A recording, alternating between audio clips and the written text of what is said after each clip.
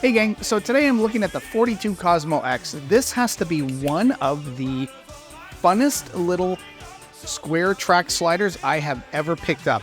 You can't stop playing with it, even now. I know I shouldn't be doing this while it's this close to the microphone and I'm talking, but I can't help it. It's so cool. All right, let's go.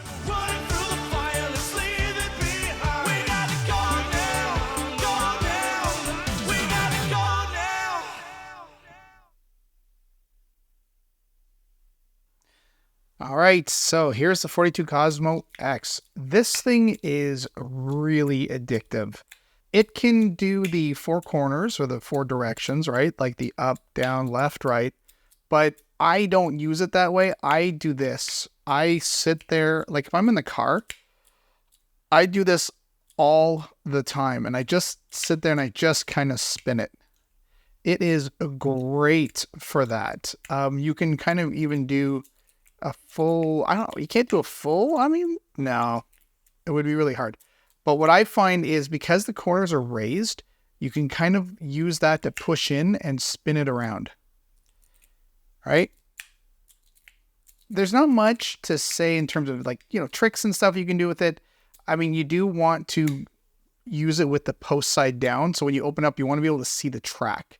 Then you've got it sitting the right way so that the post in this top piece can slide around the track. If you do it the other way, you're sliding the track around the post, and that gets, it's not great. This is much more entertaining because you can do all these little spins and stuff. And getting that extra click, when I push it on the corner, I then lean it, like I'm almost pushing it off the track, you can see. And then when it goes back down, it snaps.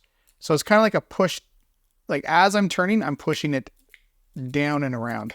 It's one of those things where you have to kind of try it to see what I mean. Now, I'm going to do something that might be foolish.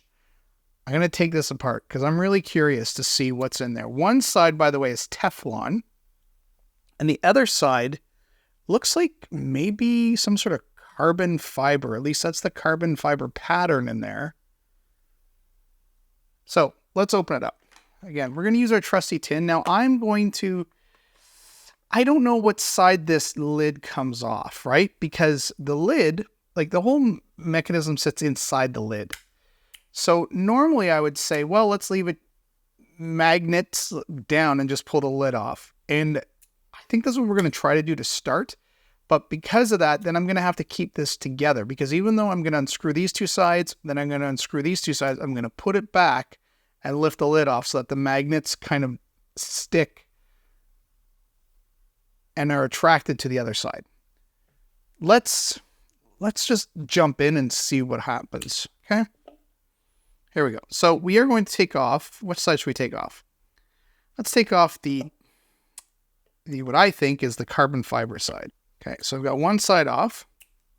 Taking those out. Now I'm going to slide it over and take the other side off.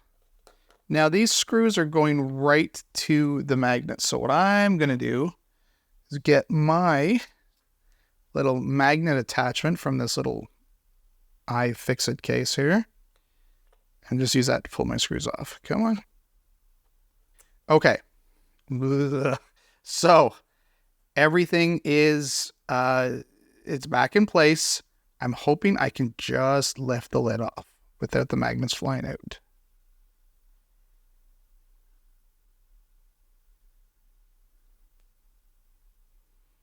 All right. So we only have 4 magnets. Okay, so 4 magnets in the corner, and then of course on this side is our post, which I'm guessing we would just unscrew here or probably from the other side. Oh, look at that. You could probably almost unscrew, maybe if you could get the screws through there, but because you can sort of like look through the holes and see the screws on the other side. Yeah, I mean, that's pretty cool. Should we get the other side open so we can kind of see what it's like with both plates off? Poof. All right. Let's try it. So I'm going to just close that up for now because that will allow me to still slide this open.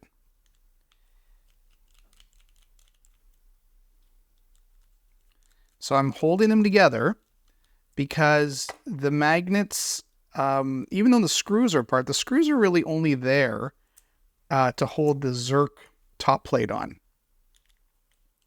Now I'm guessing this is one of those scenarios where the top plates are sort of the interchangeable accessories, and that's how they can probably crank out different materials. They keep the middle the same. All right, so now, ooh, here we go. Okay. Oh, you know what? It's one of the dreaded O-rings. The War Shield has this too. So that little rubber ring is keeping the post. Let's see if I take off the other side. Okay. So this little rubber ring here is keeping the post in place, which is that post right there. If this rubber ring were to stretch out, then the post would not stay. And it's kind of like the War Shield with that. So these little rubber rings, they're problematic. Now, I know the rubber ring is there as sort of like a shock absorber, I guess, when it moves around, but those are tricky. So anyways, and I mean, that's interesting. I wonder if you could actually put tiny, tiny magnets in all these holes. And it's only on the one side. It's only on the Teflon side. That's really interesting. Okay, well, let's put this back together.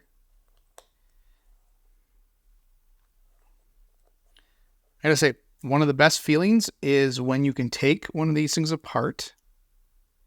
Oh, that's gonna be tricky though.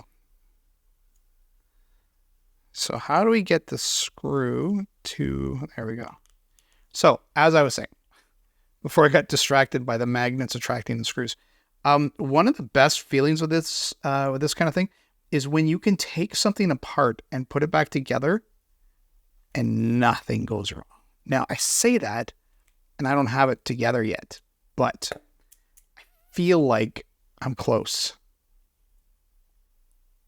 Don't pop. Oh, of course you're going to pop out. And you'd want to be careful of not sort of losing your screw inside the track here. Again, nothing is detrimental in these things, right? It just means you take it apart. There's really only 4 magnets per side. So what you would do is you would just start over, right? And you would stack all 8 of your magnets up together. And then you would pop 4 in one side and then flip them over and make sure they're the opposite direction going to the other side. And that's it. I used to be afraid of magnets. When I first started out, I was like, there's no way I'm opening that. And then I sort of realized they're not, they're tough when you are trying to salvage something that's sort of like half blown apart. But if you start from scratch, you know, they're pretty easy. Just don't try to save it. If half your magnets go flying, just give in and release the other half and just start over. Wow, look at this. This guy's being, it's just the magnets that are kind of pulling the screws over.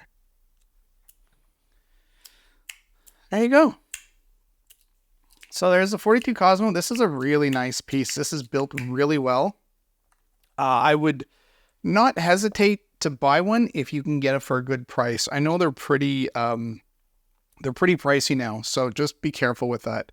But not a bad investment at all. These things are great. All right, gang. Thanks for watching.